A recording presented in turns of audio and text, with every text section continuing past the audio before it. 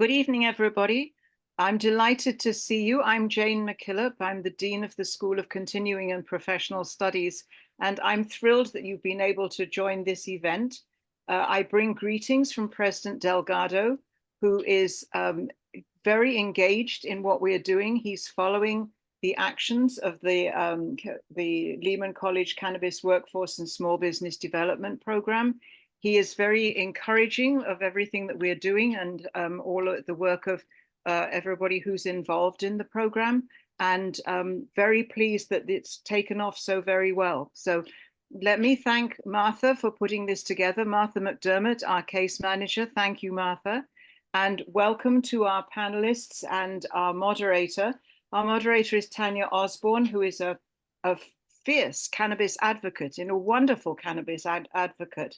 And also to Dr. June Chin, to Sang Choi, and our patient, Michelle Sajous, who is going to be joining us shortly.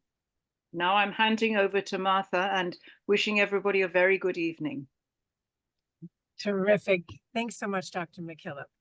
I'm not sure if you did say you're the dean, didn't you? Okay, perfect. I make sure everyone knows who you are here. I'm Martha McDermott. It's really nice to see everybody. Thanks so much for joining us this evening. We're in for a real treat.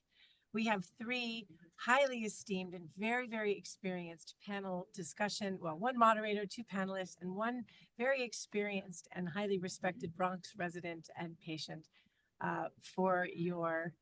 I will admit. Oh, is that okay? You've got the closed caption? Okay, terrific. Thank you. For your pleasure this evening, and they'll all be informing you all about medical cannabis, from the science and the medicine of how it interacts with your body and the endocannabinoid system, as well as the products that are available on the market here in New York State in the regulated medical market, and how to become a patient, how to register, find a physician who can help you to register, rather provide you a recommendation to register. And then we'll go from there. We'll let Tanya take it from there. So let me start with some introductions. Dr. Janella Chin has specialized in holistic medicine for 2 decades. She's currently a professor at New York University and Syracuse University, Health and Science, vice chair for the Cannabis Advisory Board for the New York State Office of Cannabis Management, and chair of Health, Safety, and Research Committee for OCM. She's the author of Cannabis and CBD for Health and Wellness, and through her work as a clinician, professor, and author, has created medical protocols for the industry and internationally accepted methods for cannabinoid formulations, research, education, and training programs. So thanks, Dr. Chin, and welcome. Next, we have Sang Choi, head pharmacist, Downstate region for Etain Health. Sang has had over 20 years of experience practicing in specialty pharmacies focused on HIV and infectious disease, oncology, transplants, compounding, and fertility. She received her degree from Long Island University College of Pharmacy and served as the pharmacist in charge and manager of a specialty pharmacy counseling patients with complex drug regimens prior to working with Etain. Through her extensive experience as a pharmacist, Sang brings strong competencies as a pharmacy manager, educator, and patient consultant to Etain. Sang prides herself on her ability to interact with patients and believes in the importance of both high-quality medicine and committed counseling in providing compassionate care to the patients of New York State. Welcome, Sang. Last and not least, we have Tanya Osborne, founder of the Cannadiva, and our moderator for this evening's conversation. Tanya's cannabis advocacy has made a lasting impact, notably as the former director of community and digital production at Women Grow. Her initiatives, like the Cannadiva, celebrate and connect women in the industry. Tanya offers mentorship, from simplifying regulations to supporting women in their business ventures and advocating for patients. Her her influence extends to key boards, including the New York State Cannabis Workforce Initiative, CUNY's Cannabis Advisory here at Lehman College, and the New York City Cannabis Parade. Tanya remains a driving force in the industry, empowering women and promoting positive change. And last but not least, I guess I might introduce myself. I'm Martha McDermott, case manager here with the Cannabis Workforce and Small Business Advisory, where we specialize in trying to offer advice and counseling to small cannabis businesses, whether you've applied for a license, are waiting to be licensed, or maybe are an ancillary company having not touched the plants at all, but wanting to be in the industry. We offer networking and information sessions and panel discussions like the one you're at right now. We offer trainings throughout the year, and I'm very, very glad to connect with all of you now to continue to network. And we hope to provide a continuing positive force here in the Bronx in our shared workspace and conference room space that is free and available to all startup cannabis companies here in the city, and especially here in the Bronx. And especially we focus particularly closely on social equity applicants. So without further ado, Tanya, do you want to take it from here? Absolutely. Hi, everyone. Thank you so much for joining us today. I'm really thrilled to be here and thrilled to kind of guide this conversation. I believe the first person that we are going to bring up is Dr. Chin, who is going to start us off with a little bit of basics about cannabis, cannabinoids, etc. So if we could please bring up Dr. Chin. Thank you so much, everyone, for joining me this evening. I'm going to go ahead and share my screen. Oops. Start from the beginning here. All right. Can everyone see the screen okay? All right, good. So I'm just going to talk a little bit. One of the questions that I get most often is, what is the difference between marijuana and hemp? And here's a close-up picture of the marijuana plant and the hemp plant. Could you tell the difference between the two? I'm going to break down the basics. So the difference between hemp and marijuana, and the differences in the way hemp and marijuana are classified are pretty confusing. And this is because in large part of their names. So in fact, in the world of cannabis, there are more names for one plant family than you can ever imagine. Cannabis, hemp, marijuana are all terms for the plants in the Cannabiceae family, but there are differences between them, some botanical and some cultural. Now, the stalk of the hemp plants are fibrous, and the fibers can be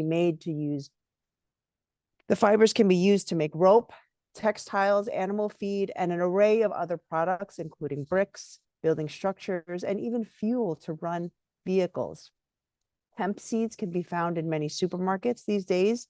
You may already be eating hemp seeds in your granola or nut and seed bars.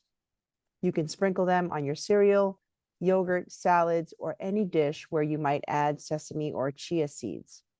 Hemp does produce CBD in its flowers, seeds, and stalks, and CBD is a powerful anti-inflammatory and the second most prevalent compound used medicinally.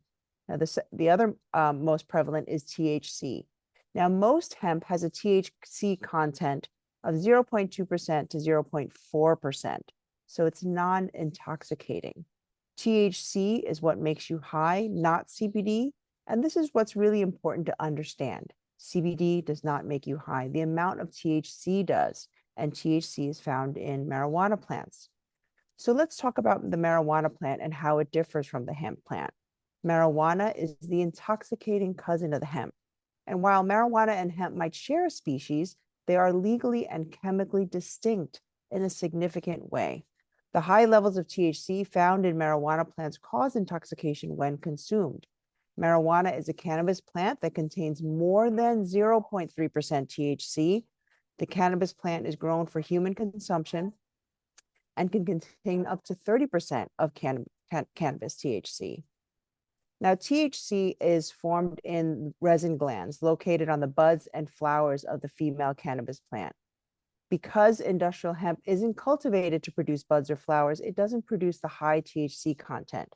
Cannabis plants produced for consumption are female flowering plants containing higher amounts of naturally produced resin with higher THC content and a wider range of medicinal and intoxicating uses. CBD can be derived from both hemp and marijuana plants. So let's recap the concepts here. The main difference, hemp and marijuana, is the quantity of THC. Hemp is specifically grown to carry less than 0.3% THC as per federal guidelines. If it carries more than 0.3% THC, it's classified as marijuana, which is federally illegal, but legal in most states. So the main difference here is the THC content, and that's why hemp is legal and marijuana is illegal federally. Marijuana remains illegal because THC is a Schedule I substance under the Controlled Substance Act. So what is marijuana used for? Marijuana is used for a variety of different medicinal and recreational purposes. The compound THC is known to cause that high feeling or that euphoria. Many medical cannabis users consume the THC in cannabis for pain, inflammation, anxiety, depression, epilepsy, appetite stimulation, and glaucoma. Recreational users enjoy the feeling of THC in social settings. Now, I want to introduce you to a system in your body that's essential for your health and well-being, and you may never have heard of it before now. It's called the endocannabinoid system.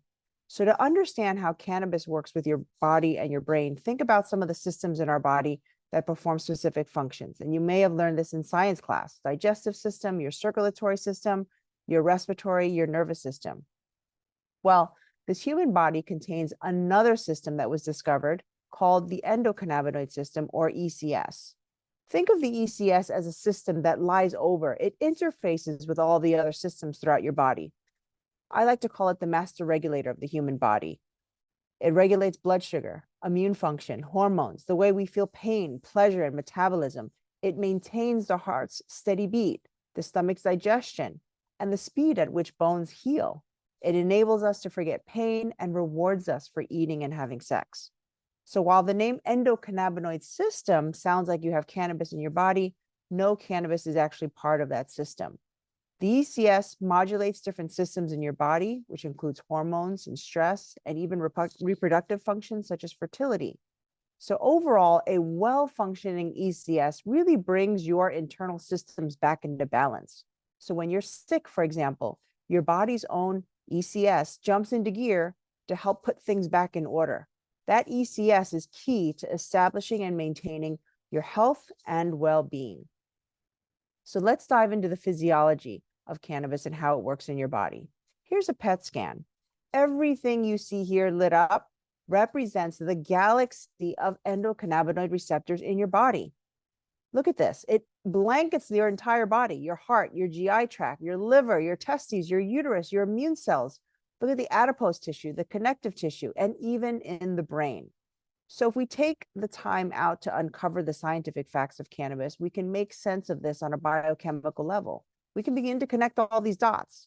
This is why cannabis medicine works well for a variety of symptoms, from basic ailments such as chronic pain, nausea, migraines, appetite, insomnia, even anxiety, to more serious conditions like cancer, Alzheimer's, multiple sclerosis, and PTSD. Now, cannabis is a complex plant containing over 500 unique compounds, and the therapeutic compounds present fall into three main categories: terpenes, cannabinoids, and flavonoids. So I'm going to talk about quickly CBD and THC, which are the cannabinoids of the plant. There are over 1,500 chemical variants or strains of the cannabis plant. People refer to the different plants as strains, and you may have heard of the terms indica or sativa. You may hear about popular strain names like OG Kush, Granddaddy Purple, or Super Lemon Haze. Because these two cannabis is a genus of flowering plant in the family Cannabiceae, as I mentioned earlier, and there's different subspecies. And the most commonly referenced are cannabis sativa, indica, and ruderalis. And these are basically the genetic variants, including hybrids that blend the sativas and indicas. The cannabis products derived from the indica species are said to be more relaxing, providing a body high. And I'm going to tell you a little bit about CBD and THC. These are the main players in the cannabis plant. They are synergistic. They work really, really well together. CBD actually has been known to positively complement THC and counteract some of its unwanted psychoactive effects. So this plant can help with many, many conditions. CBD here is very non-intoxicating. There's no high. It's alerting in low doses and sedating in high doses. It's a great pain reducer. It reduces muscle spasms. It's a potent anti-inflammatory, stops nausea and vomiting, reduces anxiety and depressions, stop psychotic thoughts. Is it also anticonvulsant? So it's used for seizure activity. It's a neuroprotectant, and some studies have shown that it's actually an anti-tumor effects. A common side effect of CBD is GI upset and diarrhea, but this is usually caused by the carrier oil, so the oil that's usually mixed with the CBD. With THC, the most therapeutic qualities are that it does produce this intoxicating effect. It does produce this relaxing euphoria. It's sedating. It reduces pain. It also reduces muscle spasm, stops nausea and vomiting, and it stimulates appetite. And this is why we use it quite often for cancer patients, because it does help stimulate appetite and helps cancer patients put the weight back on. It reduces anxiety and depression, and it has anti-tumor effects. Some of the common side effects of THC: dizziness, dry mouth, drowsiness, fatigue, anxiety, nausea, cognitive changes, euphoria, headache, lowers blood pressure. So you might want to be careful if you tend to be on the lower blood pressure side. It can cause depression in some patients, but that's usually dose dependent. It can increase your heart rate, cause vomiting and diarrhea. And there are many form factors of cannabis, and Choi is going to go in a little bit deeper about the different form factors of cannabis. But just to give you a general idea here: dried flower, vape, tincture, capsules, sublingual, edible, and topical. Thank you so much, Dr. Chen. I appreciate that. And I just wanted to say, if anyone has questions, we're going to be doing some at the end. But in the meantime, you can put some questions in the chat and I'll write them down so that when we wrap up, I can just run off, run through them. So I'd like to bring up Sang Choi. Please come to the floor. Thank you. Hi, everyone. Thank you so much for having me today. And thank you, Dr. Chen. That was super informative and pretty amazing as usual. So hopefully I can do a good job as well. So let me just share my screen. Okay. All right.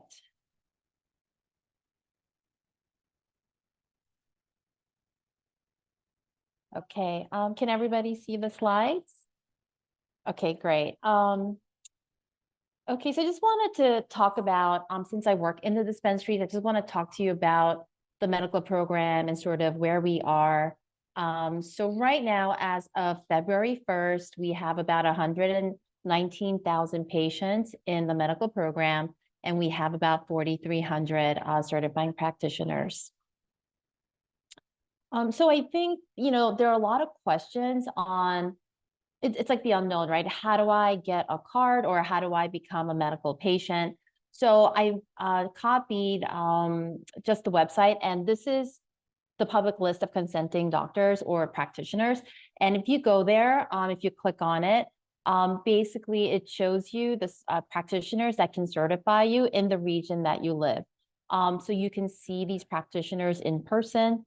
You can also do a lot of like telemed situation where you can just see them on a Zoom or a phone call, or whatever the situation may be. But it is pretty easy to obtain a certification. So once you get certified by your healthcare provider, who is licensed to be able to certify you for medical cannabis, you just either will have a paper copy, or you can just have it on your phone. And all you have to do is, when you come into the dispensary, show it to us with a government issued ID, like a passport or a driver's license.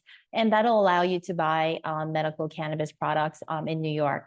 So another great thing is that if you are homebound or you're not able to get into the dispensaries easily, you're able to designate 5 caregivers who can come in for you to be able to pick up your medications. The other great thing about the medical program is you're actually able to have and grow your own plants, 3 mature and 3 immature plants. If you have designated caregivers, you can also have up to 6 mature and 6 immature plants if you want to cultivate your own plants. The great thing about the New York program is there is no fee to be certified, with the Office of Cannabis Management. There is always a pharmacist on site, no minimum age limit. If you are under 18, you do need a designated caregiver. The products are tested, lab tested, which is so important because we need to know that there aren't any contaminants in there, fungus, pesticide, and making sure that potency that's listed on the actual packaging is what's in the package. And also home cultivation we just talked about. So I know Dr. Chin, touched upon this, but the thing that I get most often, especially for patients who are so scared of coming into the dispensaries, the first thing I ever hear is, I don't want to get high, and I understand that. So, but the great thing about the medical program is that we can use different ratios of CBD and THC to kind of get you to the place that you want to get to. Because it is hard to handle THC, especially if you're not really used to it, if you don't have a tolerance to it. And I feel like most people probably can't use it in the higher quantities during the day, but maybe it's a night type thing or a short acting formulation, which I'll go into. So these are some of the conditions that we use cannabis for. So autism, Alzheimer's, cancer, chronic pain, epilepsy, HIV/AIDS, inflammatory bowel disease, certain mental health conditions, PTSD, anxiety, MS, muscular dystrophy, neuropathy, Parkinson's, rheumatoid arthritis, and substance use disorder. So how do you know if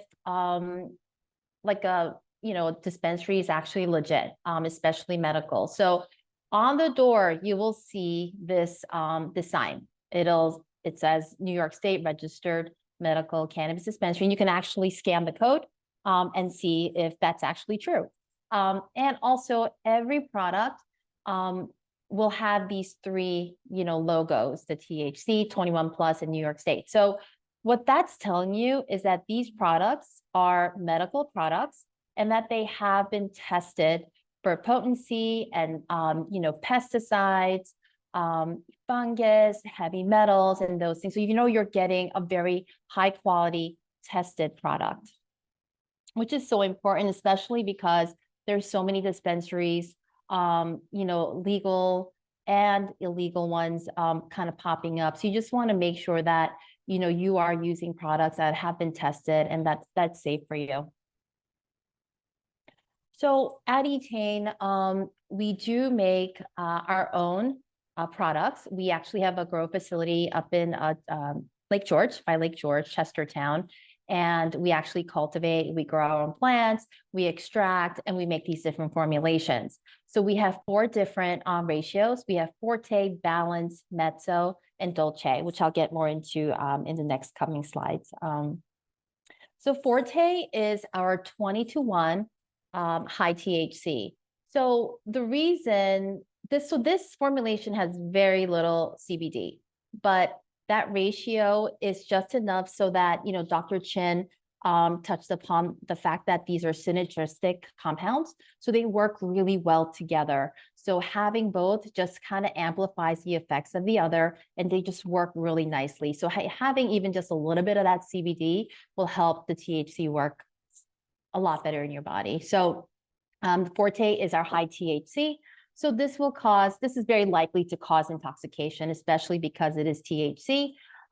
It causes some psychoactivity, but again, it is dose dependent. And so that's where the pharmacist is able to kind of guide you through the dosing of these products. So this can help with pain, neuropathy, it helps to increase appetite, it helps with insomnia, symptoms of PTSD, nausea, and vomiting. So it does help when our patients are going through cancer treatments. The whole goal for a cancer patient is to make sure while you're going through your chemo or radiation and your treatment that you're able to keep the weight on, which helps you really be able to be strong to take these medications and fight the cancer. Symptoms of PTSD, it helps to decrease anxiety. That's why it works so beautifully. It helps you sleep. Sleep is a really important. It's so important, right? Because it helps us in so many ways. It helps to restore so many things, right? Our bodies, our minds. So especially if you are going through something like cancer, then it's just really important to be able to get the rest that you need. Okay, it also really is so amazing for nausea and vomiting. It may help with anxiety in some people, but make it worse in others. So again, that is dose dependent. So our goal is always to, you maybe not start someone who's cannabis naive on something with like a high THC, but a different ratio. But, you know, dosing is so important when it comes to that. So we have that available in capsules. We have a powder, oral sprays, tinctures. We have like these candies that we make, the lozenges. They're honey candies. We have whole flower. We don't have brown flour anymore. Forgot to delete that. And oil for vaporization. Okay. These are this is probably one of my favorite ratios, the equal amounts of THC and CBD. So again, work so beautifully together to amplify the effects of each other, but also decrease the side effects of THC. So there is a chance of intoxication because it has THC in there.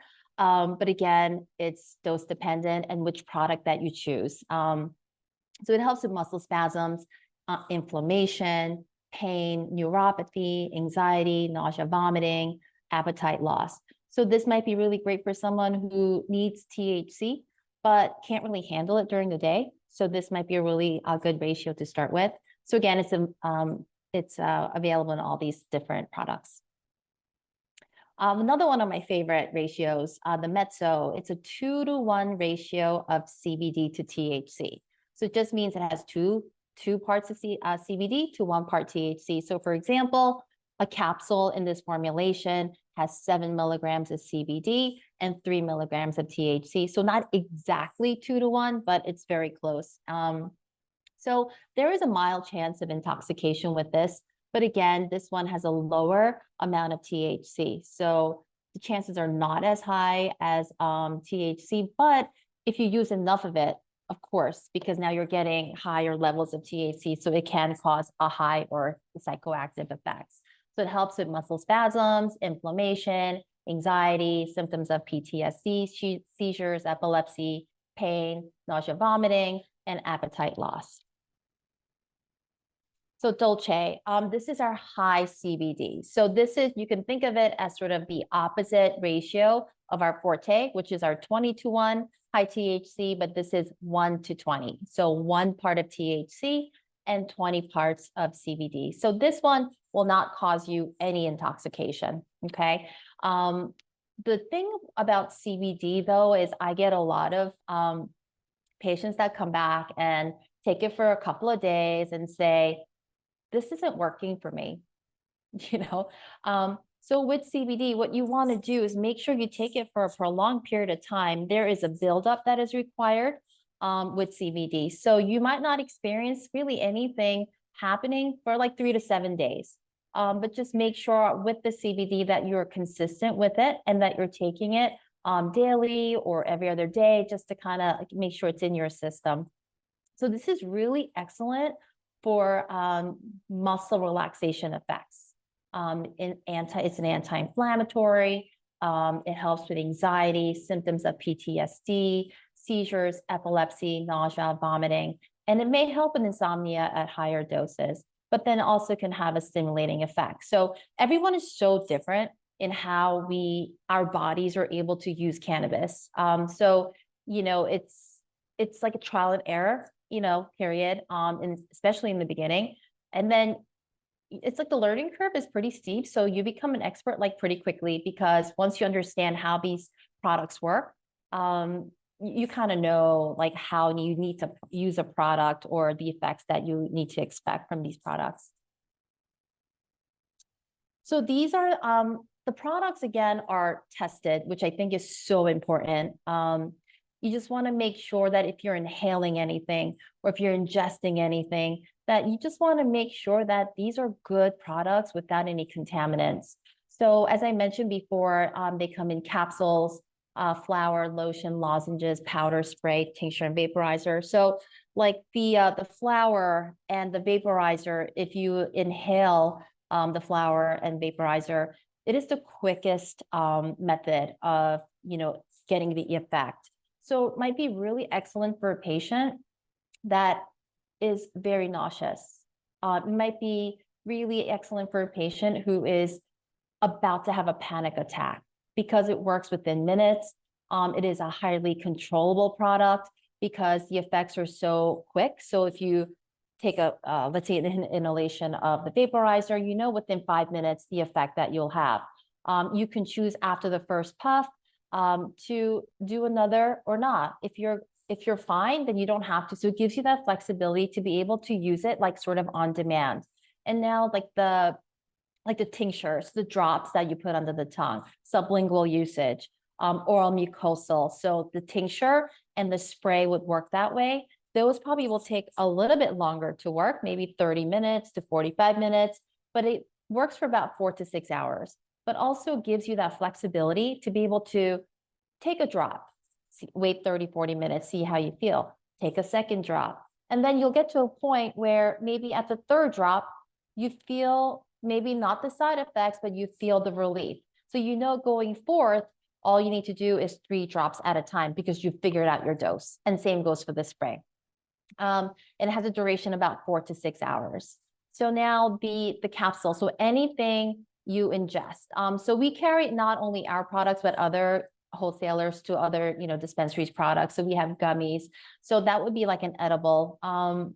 So like the capsules, the gummies, and our powder that you can mix into anything, those are something that you ingest. So that will take a little bit longer for it to work. So it can take an hour, it can take 2 hours, it just depends. So when we're dosing our patients, we are very careful and we're very cautious about the fact that like, hey, if you don't feel anything in an hour, do not repeat another dose. The first time you take it could take a couple of hours, but again, it's a learning curve and you need to figure out sort of how long it takes for something to work. This one, so the edibles, anything you ingest takes about, has a duration about 6 to 8 hours. The lotion or any topical formulation, it really works in the area that you put it. So let's say you have shoulder pain, you apply it to the shoulders topically, and it's a localized sort of effect. So it might take maybe 5-10 minutes to have an effect, but it should last about 2 to 3 hours. But it doesn't mean that you can't repeat it throughout the day whenever you need to. Not enough of that will actually get into your system. So you shouldn't have any psychoactivity with that. Okay, so that's it for me. That's great. Let's Thank you stop so much. sharing. Okay. So I'm a Forte girl, just FYI. I love all of the different formulations of the different medicines. One of the things that I really love about the products in the medical cannabis market is that it'll beyond the smoking part or the inhalation products. There's so many products that allow you the discretion and privacy of medicating yourself without having people, oh, she just stepped outside, we know what she did, or what have you. So I do appreciate that. One of the things I also wanted to take, can you just talk a little bit more about the caregiver program? Because it obviously, it's near and dear to my heart. But I thought you said 5. Did that change? 5 caregivers? Yeah, you can have 5 caregivers. Oh, I thought you could only have 2. That's amazing. So, and can you just explain what the caregiver is for a person or for a patient? Sure. A caregiver. So, I know we talk about caregivers, but it's not someone that takes care of you in the general sense. So to be a caregiver for you to pick up your medications at the dispensary, you do have to register with the Office of Cannabis Management.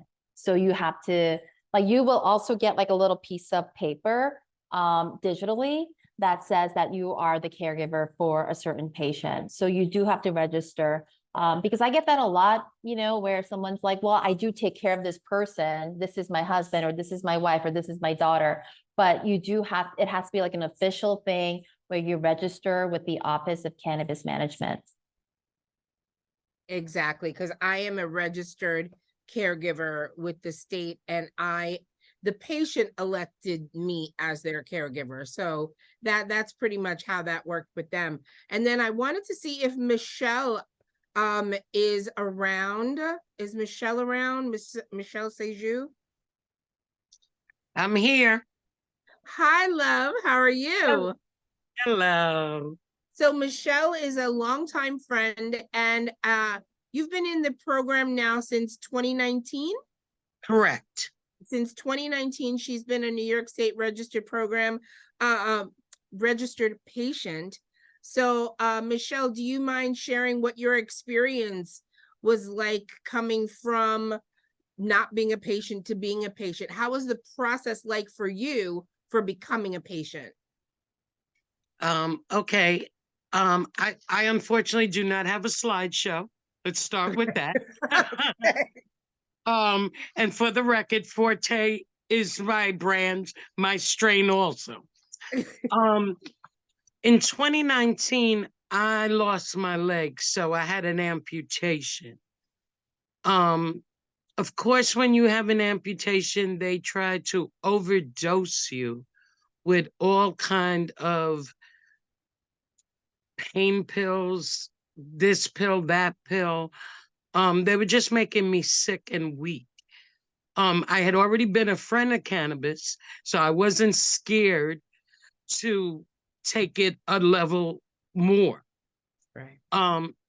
My doctor actually suggested it to me because he knew, of course, before I went into the operation, I was very honest about my use.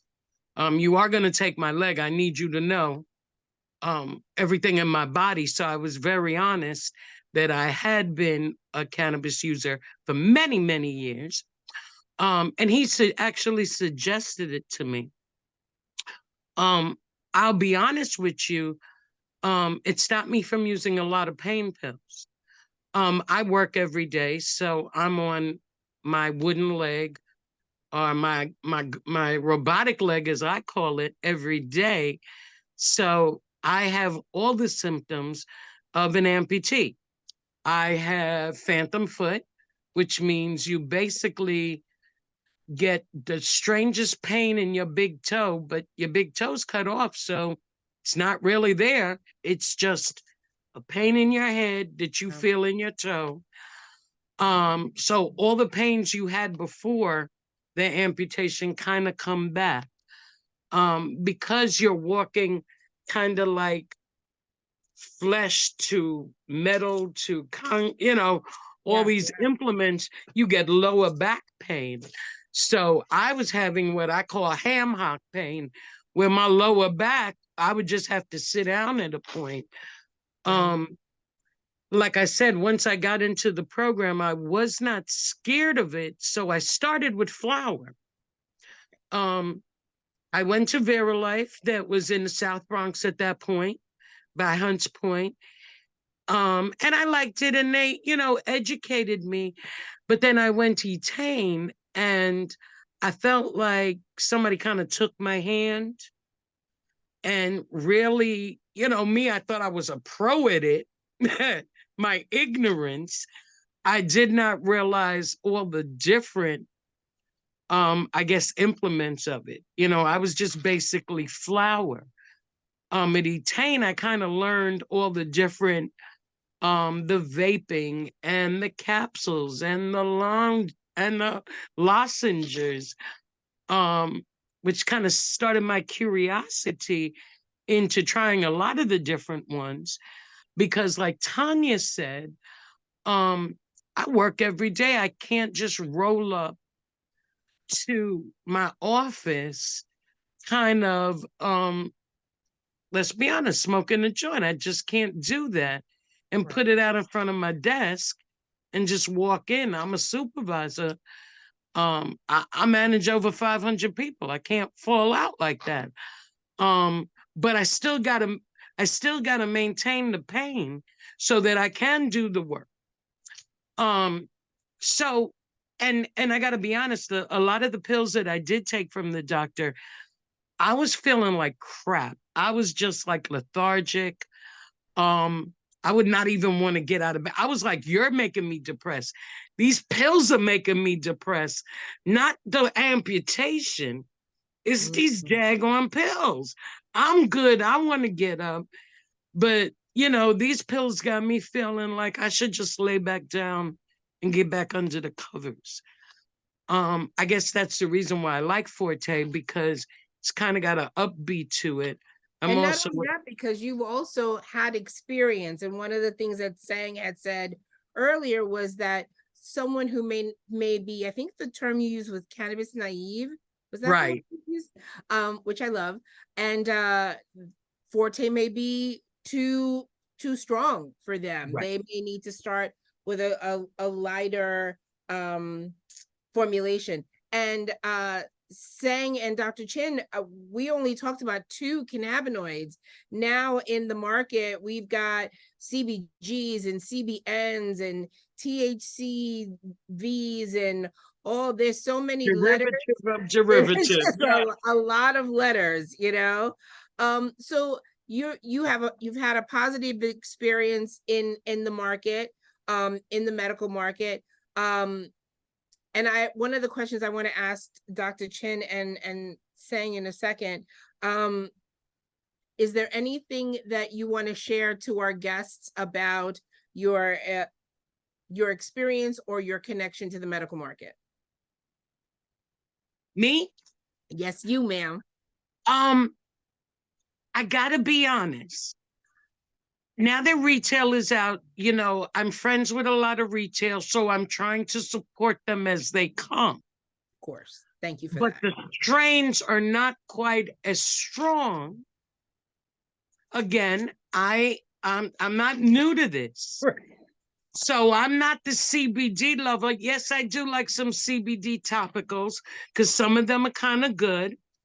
And I use a variation of topicals from CBD to my love Red, which is a total medical. But I feel like the medical is still, to me, the most strongest of the strains right now. So okay. I'm always still going back to medical. And in medical, you get catered, you get loved on, you get Sang or one of the awesome pharmacists in medical to love all over you a little bit. That can't be too bad. So Sang and they delivered before everybody else started delivering. Etain was coming to my house and I loved them. And now I wanted to ask a question, just because I'm sure people are curious.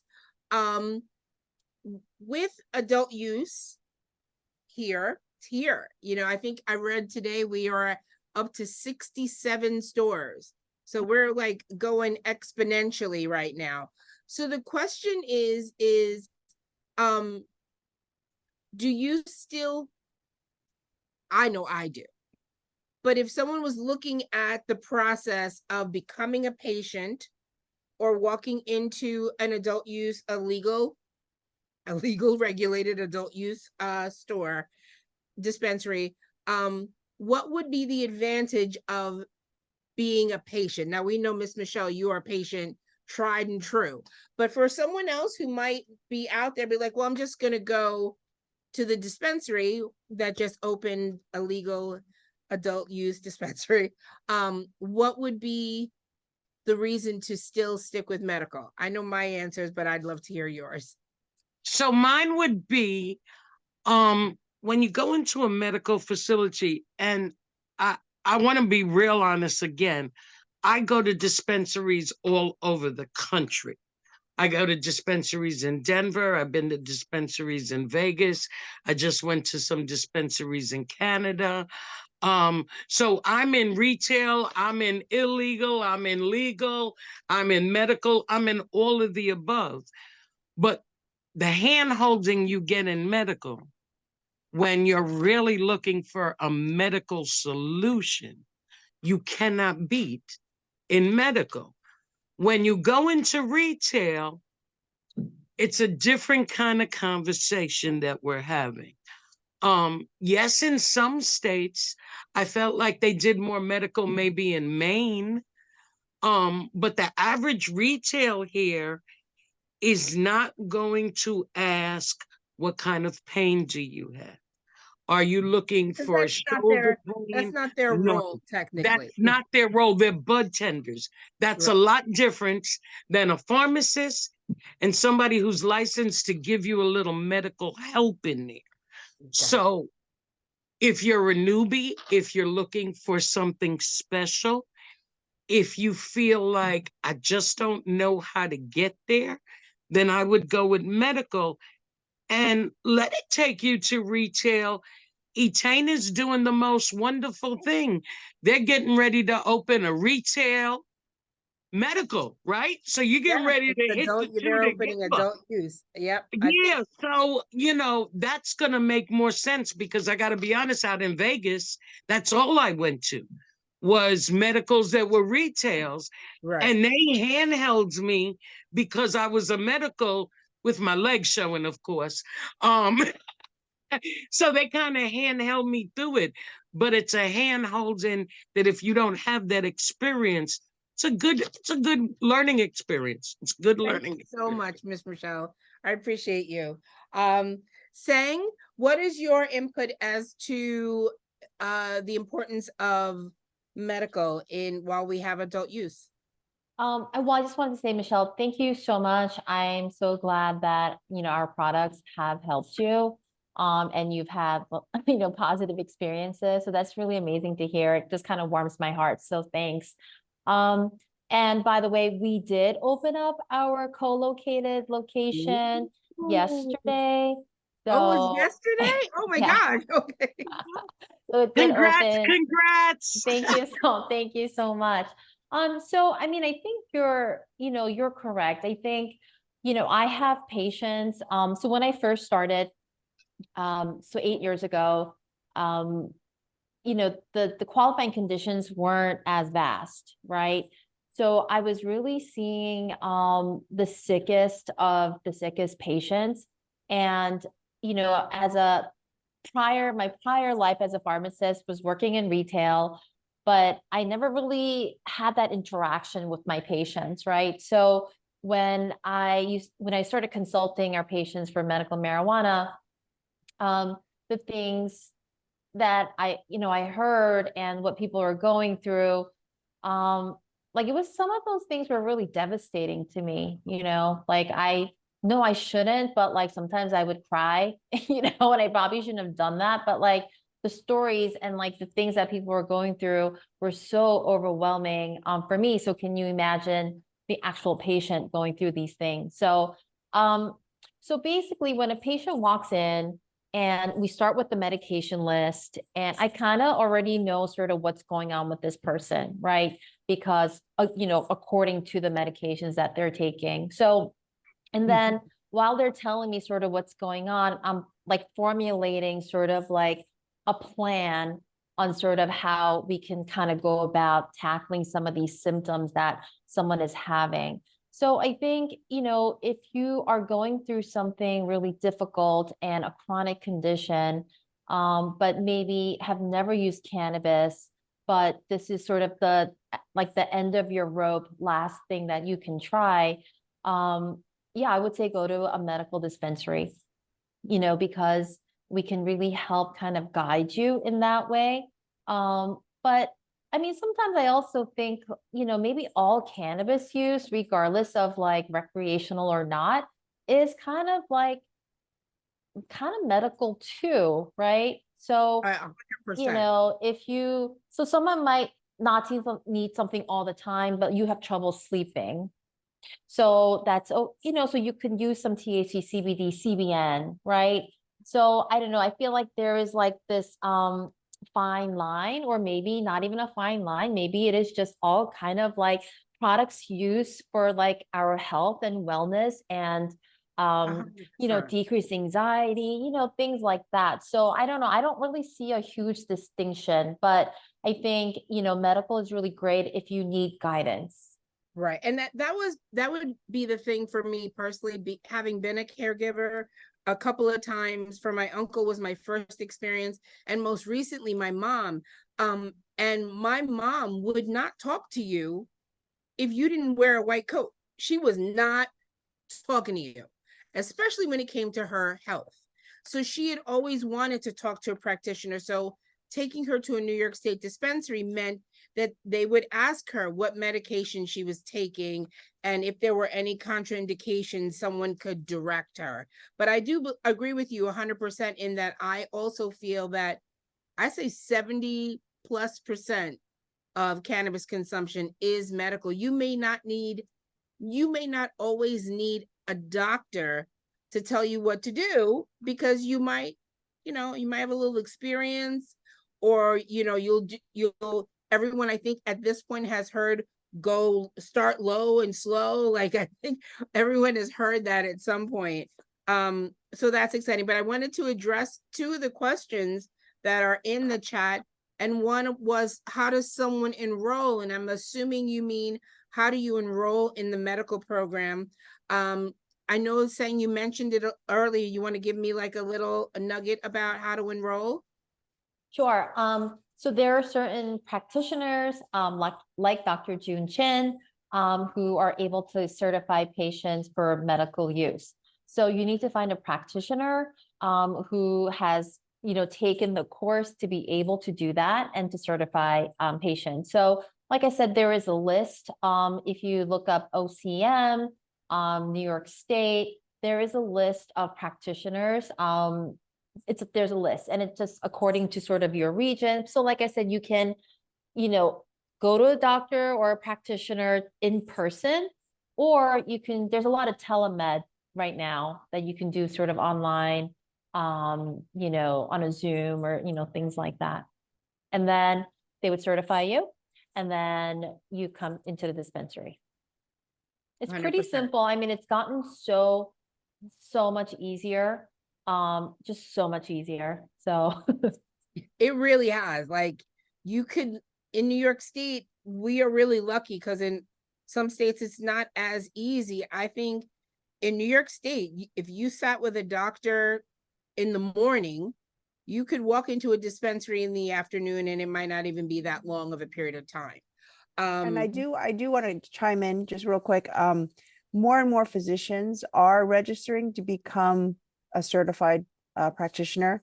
They may or may not be on the list. So chances are, if you ask your primary care doctor, I'm interested in medical cannabis, can you help me? And if he or she cannot, they might know of someone in the practice that, whether it's a pain doctor or a neurologist, or they might say, oh yeah, this person in our practice, and we take your insurance, can register you to be a medical cannabis patient. It can be very easy as well, and you can keep that continuity of care.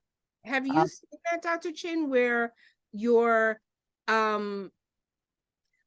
doctor visit, like the time when you sit with the doctor to get your certification?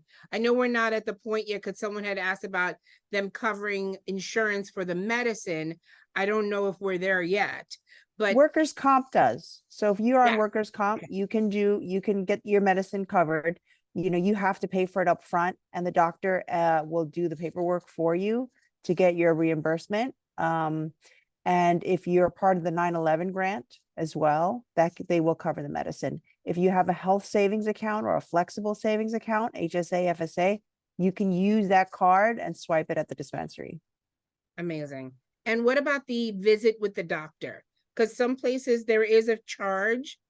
Some places charge between $100. I've seen up to $300. Have you seen it where that's being covered where the visit is being covered by insurance? Physicians that take most health insurances plus Medicare, Medicaid will bill it under that as a regular visit. But if they are an out of network doctor, meaning they don't take insurance, then they will bill you out of pocket. So you just want to make sure you find a provider that has that's in your network. Fantastic. And you said workman's comp will cover it, and the 9/11 fund. Is there anything on the horizon for health insurances to cover cannabis? We are working on that. We're working on that. I Yeah. know you are. Thank you so much. And I would love if you had any more questions that could pop up. I think, Martha, you said you had some questions. Please feel free to throw them in the chat. Another way you could get your card, just FYI, last year, the Canadiva, my brand, we actually gifted 35 patient cards last year. It's something that we want to do continuously for our community, because sometimes you may not have the resources for the card. You know, you're going to buy your medicine. I don't think anyone in New York City who is a consumer, that's their challenge. They're going to get their medicine if they need it. But sometimes that card is a barrier. And I love shopping medical because, like what Michelle said, for me, I like knowing that it's tested. I think the discretion is always there. So I really love that. I'm just checking this is a quiet group. You're so quiet over there, all 19 of you. So I'm typing right now a few ideas and thoughts, Miss Tanya. Don't you worry. Okay, feel free, drop something in there, because we're here. We'll end a little early if we must, but I'd love for everyone to get their questions answered. And I hope that everyone goes to see a doctor soon, gets into the program. Dr. Chen, can you share any other reasons why someone would want to be a patient in an adult use state? You know, as New York changed over to adult use, I've received so many more patient calls, more than ever. And these are from patients that actually don't have medical cards. So they'll go to the adult use dispensary, they'll try a couple of products. They may or may not be successful, but they still want guidance. So, but there's no pharmacist there. There's no, health practitioner there. So they'll call my office and they'll leave a long message. I went to this dispensary. It was great. They suggested chocolates and gummies and what was on sale. But, I take this, sleep aid at night, or I'm on this diabetes medication. Do you think it's okay? And they're trying to get all this information in on a phone call. And I say, well, you have to make an appointment to come in, because I'd love to look at your blood work. I'd love to look at your history, your surgical history, your medication list. And it really is helpful to have a health practitioner or a pharmacist go over your past medical history and your current history, because more often than not, we are all on prescription medications. It could be an antidepressant, anti-anxiety medication. It could be something as simple as a migraine medication. And there are interactions with cannabis and medication. So it could make your medication less effective. So I've had patients that, for example, have ADHD and take ADHD medication, but cannabis also helps them. But when they take it at the same time, the ADHD medication doesn't work as well. And a simple visit to your, practitioner or the pharmacist would have told you that. But they're experimenting on their own, and they're like, why isn't this strain working? Cannabis is usually works so well for me. And it's because you need to take it 3 hours apart from your prescription medication. And that is so true. And I'm going to share a personal story. I actually recently started taking mental health medication, and I called my cannabis doctor. I'm like, look, what's the deal? And she was like, you're good. Just don't take them together. And I was like, oh. And another story, I had my thyroid removed last year. I called my cannabis doctor, and I was like, this is happening. She goes, make sure you let the anesthesiologist know that you're a regular consumer. And I was like, and then she said, because you don't want to wake up with somebody's hand in your throat. I ran through the hospital like a crazy person trying to find that anesthesiologist, because I was like, oh no. So it is important to have a relationship with a doctor if you feel you need it. Like you said, if you're out here, just out here in the street, going to adult use dispensaries, you could do that, but sometimes that extra level of care. All right, so I'm going to hit some questions. What is the fastest sector of patient in the industry? Can I just add something before you Yes. answer that question? I just thought of really another reason about medical, because like I said, I could buy any place. I could buy in the street if I wanted to, but I feel like every time I go into a medical, I learn something. Me even as I think a professional consumer, every time I learn a little something, there's some other piece of information that I take home that has a little bit more information. They got a new product that they explain a little more. So, to me, it's like going to school almost. Do I go to school or do I go to the store? Which one do I want to go to? I can now go to the store and be a lot more educated. So when that guy is just trying to sell me, because again, his job is to sell, he's really just a salesman. I could be like, no, I want to try this one I heard, or this sativa. I turn it around now. I could read the label, right? Like I'm in a supermarket. I could read the label on it. But all of that came from kind of learning in my medical part. And then they're teaching me how to do retail. So I just wanted to add that. It is so true. I've learned the most from people like Dr. June and Sang. Like I was out here just floating along, and then I learned something. In the last 10 years, I've learned a lot. So I want to actually hit the question. This was already asked, but what is there a difference between the products available to those with medical cards and those that engage in adult use? I would love for Sang or Dr. Chin, because I have answers, but I don't know if they're right. Okay, well, I'll start it off, and then maybe Dr. Chin can, fill in the blank. So I do know that there is a cap on THC. So each dosage form can only be 10 milligrams, and you can only get like 100 milligrams max. So if you get capsules, you can only really purchase 10. So there is a dosage cap on that. There's also a tax that you have to pay.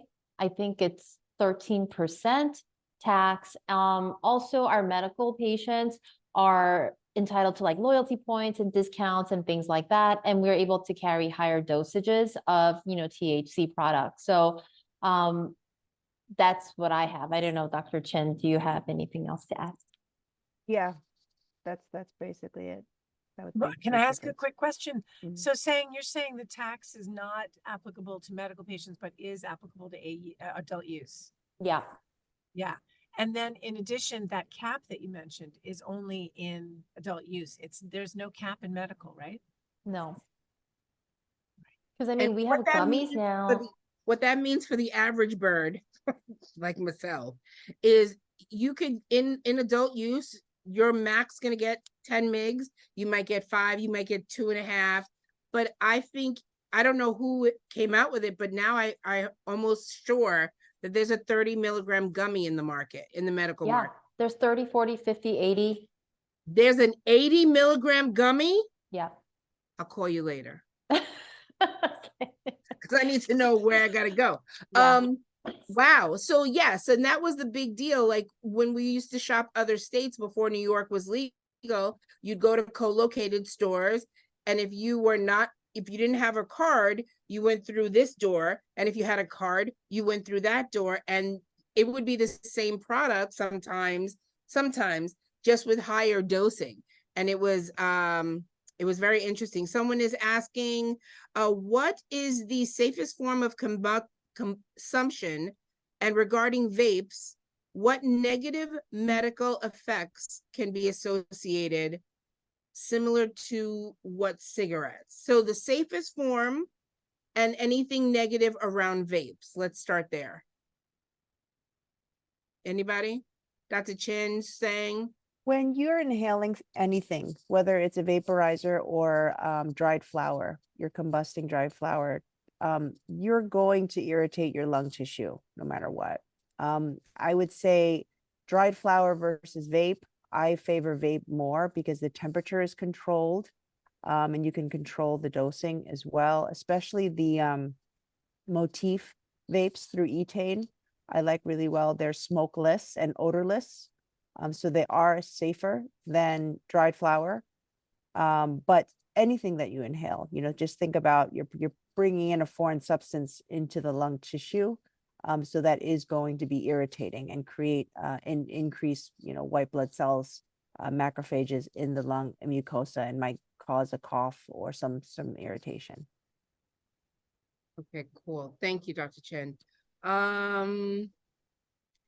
Any additional pharmaceutical drug interactions that patients should be aware of when treating their condition with medical cannabis? Yeah, I mean, I think you want to really be careful of things that can, potentially have an additive effect, right? So you want to be careful of maybe taking something at bedtime, like, with the significant amount of THC, and then maybe taking, like a benzodiazepine, so you want to be careful of those things.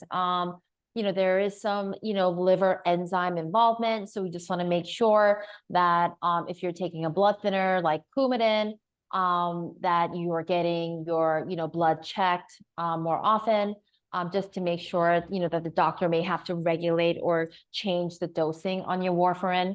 Also, like surgery and CBD can be a problem, right? Because it can act like it can act like a blood thinner.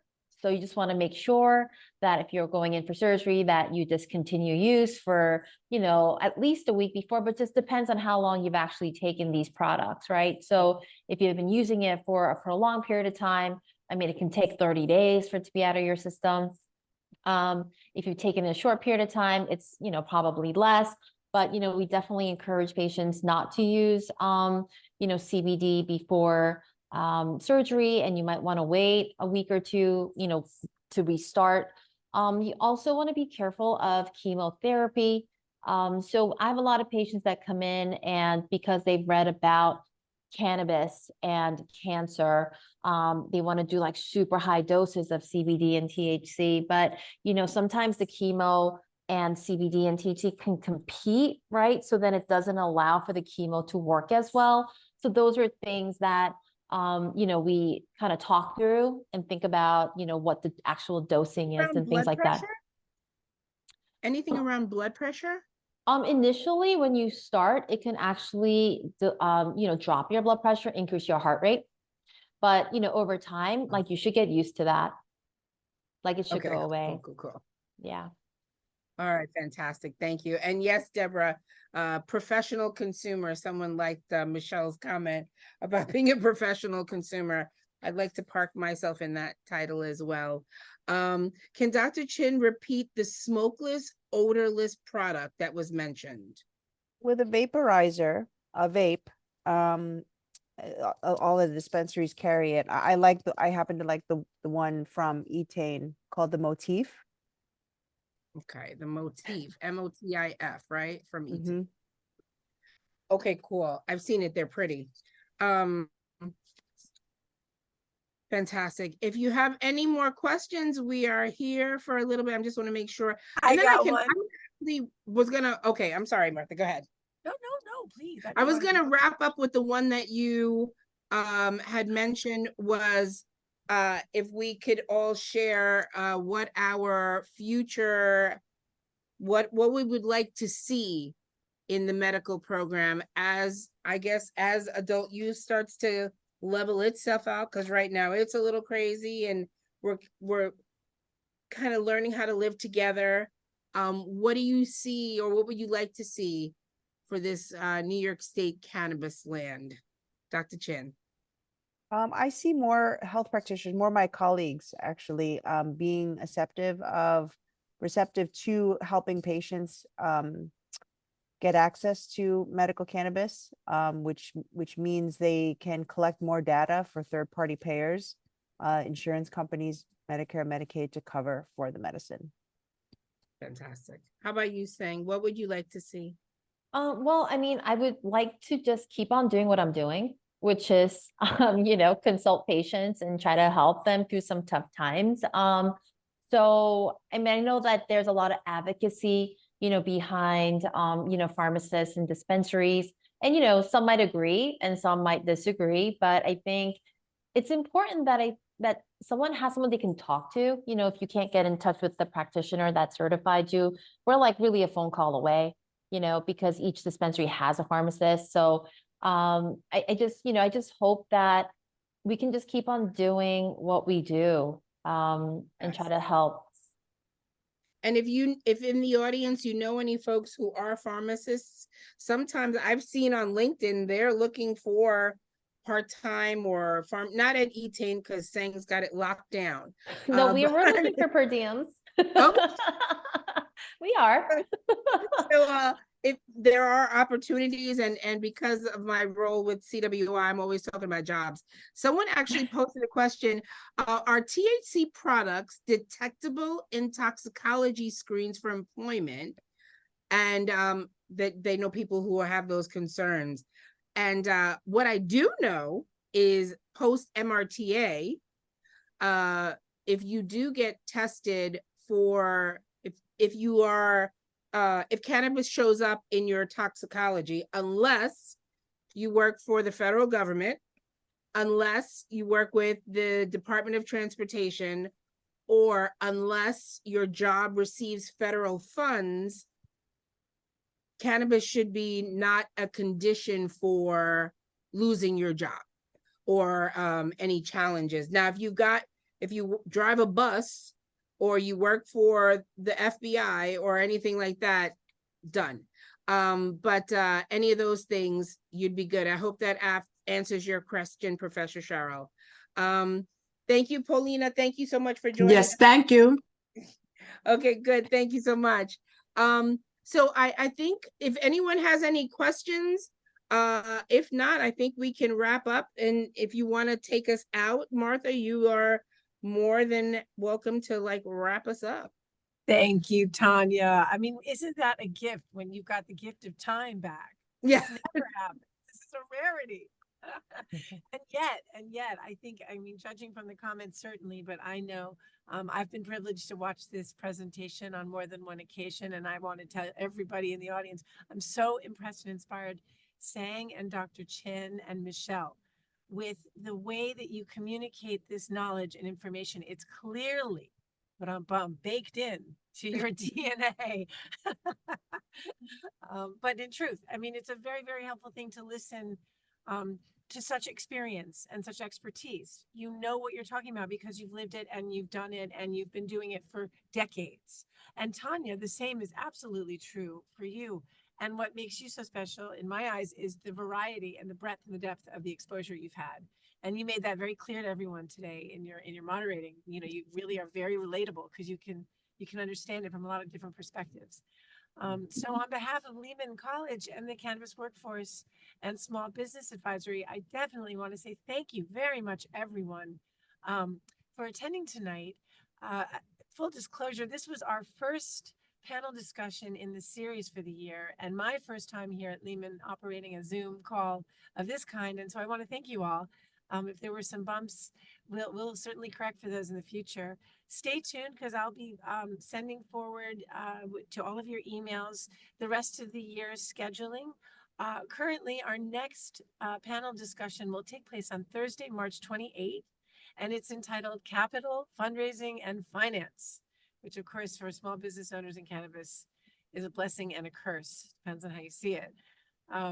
But some of the other topics that we'll cover throughout the year are regulatory concerns, because regulation is very, very difficult to sort of weed your way through. And we're going to have some professionals here, including Tanya, hopefully to moderate, because that's her specialty too. That might help to tease out some of the complications that it comes to running a business in the cannabis industry with some of these very complex regulatory demands. We'll have women in cannabis as a topic. We will have goodness, what else am I? Oh, I'm sorry. Outreach and education in cannabis, the importance of battling stigma, and so many other topics as well. If we can be of any service to you at any time, please feel free to reach out. And thank you again, everyone, for your time. Have a wonderful evening. Thank you. A special thanks to our panelists and to you, Michelle, our patient. My apology. I don't mean to be rude. For your time and your energy and your effort. Thank you again. Thank you. so This was much. wonderful, guys. Thank you. Thank you. Good night.